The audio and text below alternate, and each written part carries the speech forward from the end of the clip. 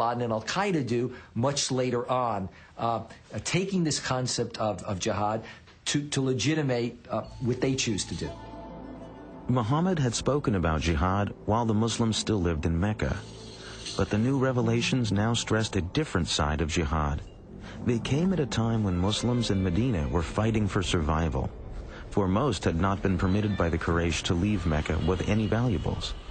When Muhammad and his followers arrived in Medina, of course they were then, in a sense, exiles from their hometown. They were, to put it bluntly, unemployed. They didn't have any obvious source of support. They weren't date farmers, and all the available land in this agricultural settlement was already spoken for, so they began to make raids. God had given Muslims the order to struggle.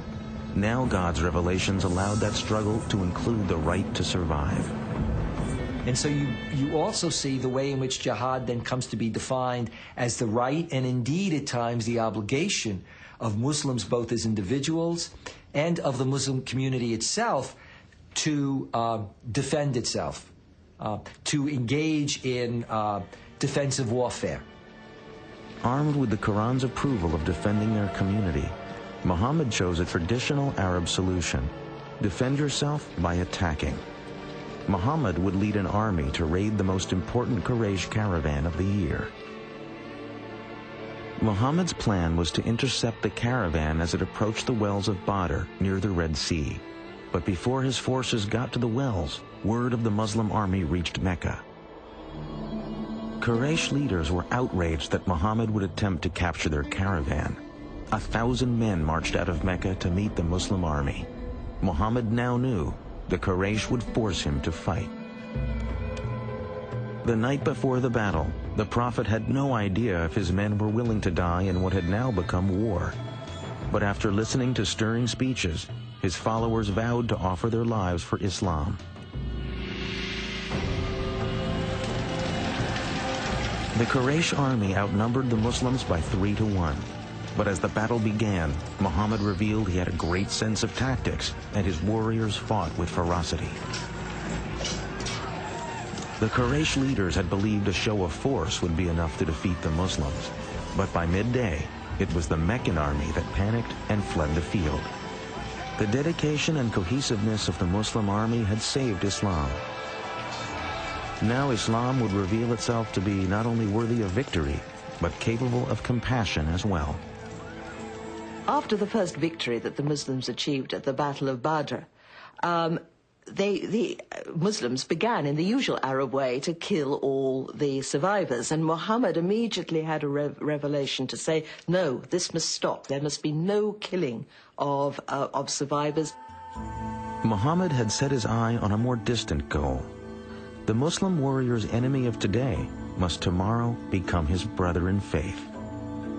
Say to those who are captives in your hands, if Allah findeth any good in your hearts, He will give you something better than what has been taken from you, and He will forgive you. The victory at Badr had great consequences. After the battle, converts from all over Arabia began to flock to Medina. Like the Muslims, these converts saw the victory as a sign of God's salvation and protection, similar to God's parting of the Red Sea for the Israelites.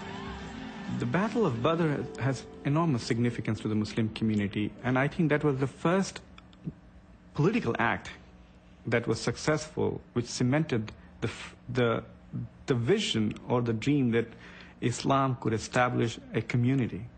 Islam could become a civilization.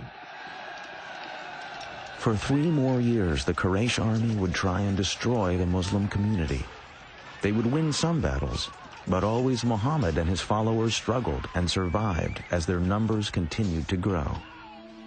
As the Meccan army struggled home after a final unsuccessful battle, their leader was at last forced to admit, every man of sense now knows Muhammad has not lied. Medina and the Muslim community were finally safe from attack. The Prophet was now poised for the final step in the pursuit of his destiny. That step would be his return to the holy city of Mecca.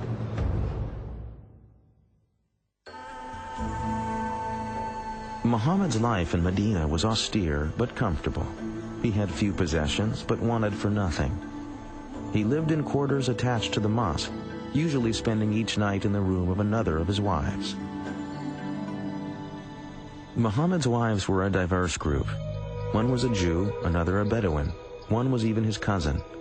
Most were chosen for various political reasons, but a few, such as his third wife Aisha, were clearly matters of the heart. Muhammad now told his followers that revelations from God said each man was permitted to take no more than 4 wives, and the husband was required to treat them all as equals. Marry women of your choice, 2, 3, or 4.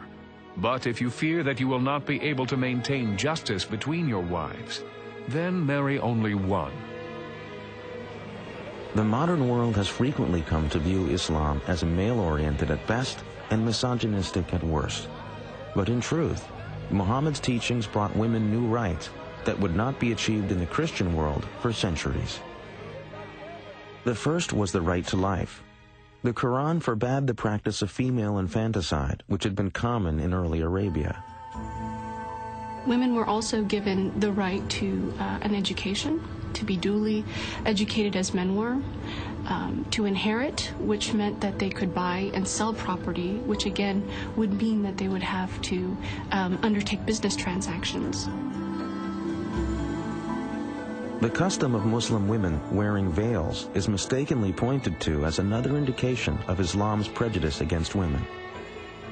The emancipation of women was a project that was very dear to the Prophet's heart. There is nothing in the Quran about all women having to be veiled or secluded in a separate part of the house.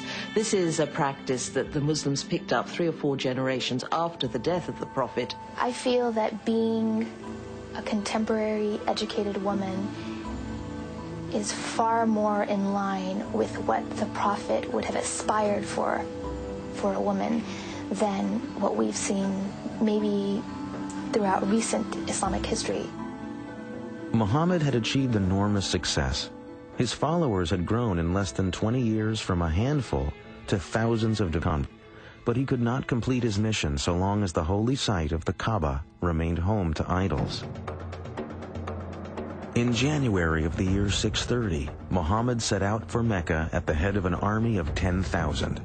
As the Muslims approached the holy city, Meccan people made no attempt to resist. It was clear that the old gods of the Quraysh were powerless in the face of Islam. The Prophet had no desire for blood.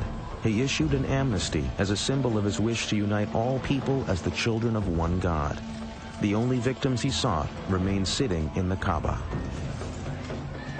The Prophet entered the holy structure and proceeded to lead the destruction of all 365 idols as he recited the verse, "The truth has arrived and vanquished falsehood."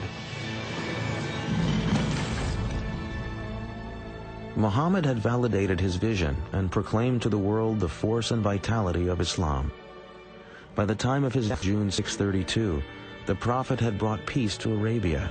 He had transformed a religion of many gods into a powerful monotheism based on a moral and ethical guide for daily living. But Muhammad's death was actually the birth of the great age of Islam. Within 100 years, the words of the Prophet spread from Arabia to the world. As Arab culture mixed with Greek and Byzantine learning, an era of Islamic enlightenment brought enormous advances in mathematics, astronomy, medicine, literature, and architecture. Who would have thought today, let alone then, that a man who is described as born an orphan into a divided Arabian society, illiterate, a caravan manager, would create a religious tradition that within 100 years of his death, its physical presence would spill out of Arabia, go all the way to North Africa and all the way over to India. And he always warned his followers not to make him into a Jesus, not ever to say that he was divine. He was just an ordinary man, he said. The fact that he led what we might call a normal life, I think, makes him very appealing to many Muslims, to most Muslims perhaps. That he married, that he had children, These are all things, I think, that make him very approachable as a model.